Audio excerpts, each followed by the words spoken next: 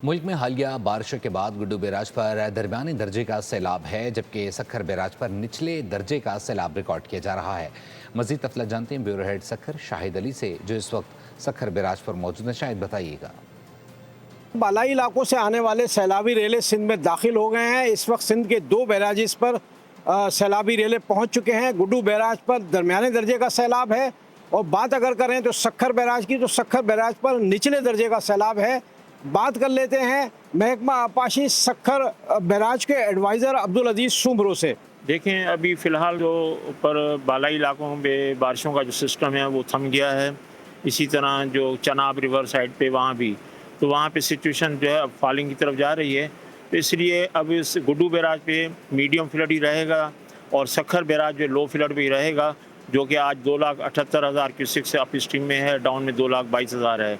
तो अब क्योंकि इस वक्त पानी जो है वो लो फ्लड में चल रहा है, तो इसलिए कोई ऐसे खतरे की बात नहीं है, लेकिन अमला वहाँ पे अलर्ट है। महकमा आपाशी ने अलर्ट जारी कर रखा है। जितने हिफाजती बंद और हिफाजती पुश्ते हैं उनकी दिन रात निगरानी की जा रही है, क्योंकि गुड्डू और सखर बैराज के दरमियान सैलाबी रेला गुजर रहा है और इस वक्त कच्चे की हज़ारों एकड़ एराजी जो है वो ज़ेरे आब आ चुकी है। सैकड़ों एकड़ पर मौजूद मुख्तलिफ इजलास की अपडेट करने के लिए।